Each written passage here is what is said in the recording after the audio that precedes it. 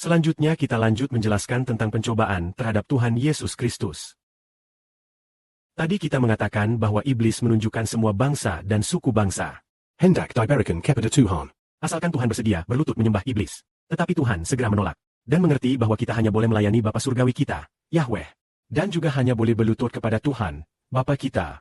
Pada saat itu, iblis terus menggoda Tuhan. Membawa Tuhan ke sebuah gunung yang sangat tinggi. Lalu membiarkan Tuhan Yesus Kristus berada di tempat yang sangat tinggi. Kemudian berkata kepada Tuhan Yesus, "Jika engkau anak Allah, lompatlah ke bawah." Sebab dalam kitab suci tertulis bahwa Yahweh akan memerintahkan malaikat-malaikatnya bagimu untuk melindungi engkau di segala jalan yang engkau tempuh.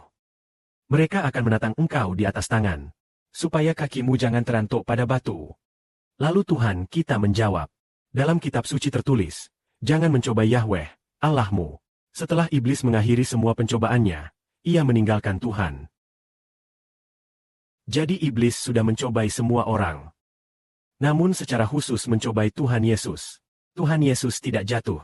Ini karena Yesus benar-benar adalah Tuhan. Dia sungguh-sungguh adalah Tuhan. Mengapa dia diangkat menjadi Tuhan bagi seluruh umat manusia? Adalah demi hal ini. Dia mampu menyelamatkan kita dari kuasa iblis. Dan juga mampu menggembalakan kita. Membuat kita meneladani jejaknya, berjalan di jalan kebenaran. Kita tahu bahwa setelah 3,5 tahun, Tuhan Yesus Kristus akan menghadapi pencobaan yang lebih besar, ujian yang lebih berat. Ujian yang lebih besar itu adalah dia harus memikul salib setapak demi setapak menuju Golgota. Harus menyerahkan nyawanya untuk menebus dosa orang berdosa. Pencobaan itu adalah pencobaan untuk taat kepada Allah sampai mati. Apakah Tuhan kita Yesus akhirnya menang? Dia akhirnya juga menang. Tuhan Yesus Kristus menang atas 3 kali pencobaan iblis. Dan yang terakhir sekali adalah ujian Allah terhadap Tuhan. Membuat Tuhan taat kepada Allah sampai mati. Dan juga demi tujuan menebus seluruh umat manusia. Apakah Tuhan Yesus Kristus bersedia taat kepada Allah sampai mati? Dia bersedia, dan akhirnya dia menang. Terlihat bahwa sejak zaman dahulu, tidak ada seorang pun yang menang atas iblis. Tetapi Tuhan Kristus berkata, "Aku telah mengalahkan iblis." Dia berkata, "Aku telah mengalahkan dunia." Kamu harus menguatkan hati. Dan dia juga berkata, penguasa dunia ini, yaitu iblis, setan, akan diusir dari sorga. Dia tidak mempunyai kuasa apapun atasku.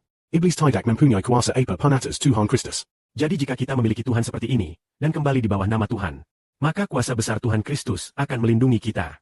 Membuat kita semua mengikuti jejak Tuhan. Taat pada kehendak Allah. Taat berjalan menurut Roh Kudus. Sehingga semua orang demi nama Tuhan Kristus. Setelah meneladani jejak Tuhan dan berjalan taat pada Roh Kudus, akhirnya semua menjadi anak-anak yang lahir dari Roh Kudus.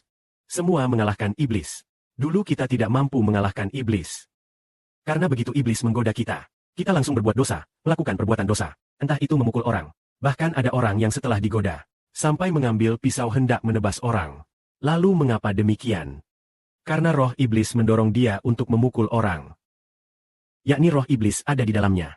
Namun ketika seseorang percaya kepada Tuhan Yesus Kristus, secara terbuka menyatakan kembali di bawah nama Tuhan Yesus Kristus, dan dengan sungguh-sungguh kembali kepada nama Yesus Kristus, menyebut Yesus sebagai Tuhan, bersedia menjadi milik Tuhan Kristus, menjadi milik Kristus, maka Tuhan Kristus akan membunuh dosa di dalam dirinya, membuat roh dosa di dalam dirinya, yaitu ular yang ia mimpikan dalam mimpi. Segala macam roh jahat dan ilah-ilah itu dibinasakan total. Lalu membuat dia menjadi ciptaan yang baru. Sejak saat itu, dia pun dapat mengalahkan dosa, yaitu Tuhan Kristus yang mengalahkan dosa. Setelah mengalahkan iblis, semua orang yang milik Tuhan Yesus, semuanya telah ditebus dari tangan iblis. Karena telah ditebus dari tangan iblis, diselamatkan keliwa, maka tidak lagi dikuasai oleh iblis.